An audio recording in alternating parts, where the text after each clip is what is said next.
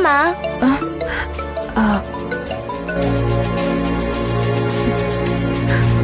రామ్ కుమార్ గారు, పక్కన ఎవరున్నారు?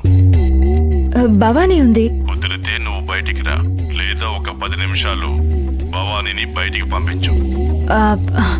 భవానీ, నువ్వు వెళ్ళి హోంవర్క్ చేసుకో.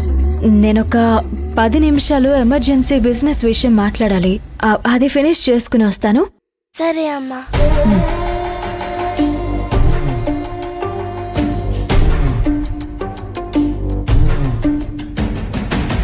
సార్ చెప్పండి. శివగామి ఆఫీస్ లో ఆమె ల్యాప్టాప్ లో కంపెనీ అకౌంట్ డీటెయిల్స్ ఉంటాయి. అవి ఒక హార్డ్ డిస్క్ లోకి కాపీ చేసి నాకు పంపించాలి.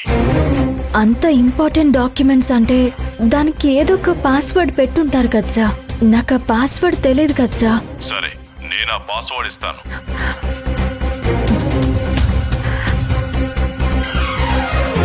నా ఫ్యామిలీని రక్షించుకోవడం కోసం శివగామి కుటుంబానికి ఇంత పెద్ద ద్రోహం చేస్తున్నాను.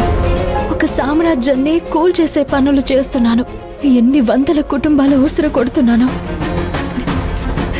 ఎంత దరిద్రమైన పని చేస్తున్నాను. తలుచుకుంటే నా మీద నాకే అసహ్యంగా ఉంది.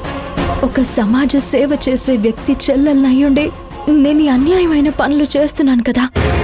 అయ్యో భగవంతుడా, దీనికి అంతం లేదా?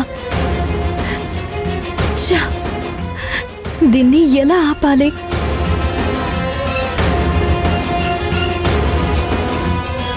అమ్మా, ఏమైందమ్మా అంత నర్వస్ గా ఉన్నావు? చిన్నగా మాట మారినా ఇట్టే పసిగట్టేస్తుంది భవానీ. ఏం లేదమ్మా, చెప్పు. నాకొక చిన్న డౌట్ ఉంది. హోంవర్క్ లోనా? అవునమ్మా. సరే, ఇది ప్రస్తుతానికి క్లోజ్ చేయి. మనం ఏదైనా మాల్కి వెళ్ళి షాపింగ్ చేసి ఐస్ క్రీమ్ తినొద్దాం. మనసులో బాధ పెట్టుకుని నవ్వే ప్రయత్నం చేయకమ్మా. నువ్వు నవ్వుతూ ఉన్నావు, కానీ కళ్ళు రోదిస్తున్నాయి.